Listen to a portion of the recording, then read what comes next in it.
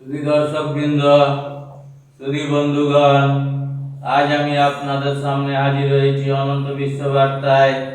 গ্রামীণ চিকিৎসক অনন্ত রায়, secretary RMPA develop committee. আপনাদের সামনে আমি প্রতিনিয়ত যেভাবে মেডিকেল বুলেটিন থেকে ধারাবাহিক বর্ণনা দিয়ে যাই, আজকেও সেই মেডিকেল বুলেটিন থেকে কিছু কথা আপনাদের সামনে তুলে ধরছি। আপনারা বারবার ভাবনা চিন্তা করে দেখবেন, বিচার বিশ্লেষণ করে দেখবেন এই কথাগুলো কতটা গ্রহণীয়। বর্তমানে ভারতবর্ষে মাত্র 20 থেকে 25% মানুষ আধুনিক চিকিৎসা বিজ্ঞানের সুযোগ পান এবং 75 থেকে 80% মানুষ বাধ্য হন নিজেদের মতো করে জল পড়া, তেল পড়া, কবজ, তাবিজ, জড়িবুটি সহ অবৈজ্ঞানিক পদ্ধতির উপর ভরসা করতে।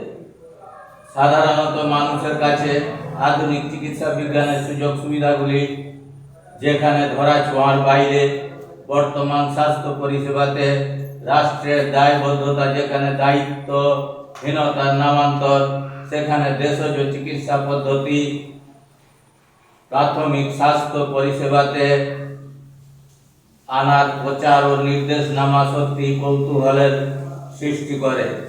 বিষয়টি তাই সমস্ত স্তরের জনগণের কাছে বিশেষভাবে আলোচনার দাবি জানায়।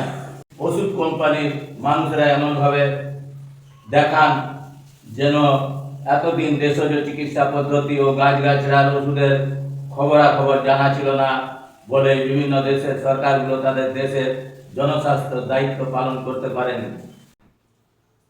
এই মেডিকেল বুলেটিনটি ডাক্তার স্বপন কুমার জানার তত্ত্বাবধানে রচিত, তাই এই বইটা আপনারা সংগ্রহ করে যদি পড়তে পারেন আপনাদের জীবনে অনেক উপকারে লাগবে।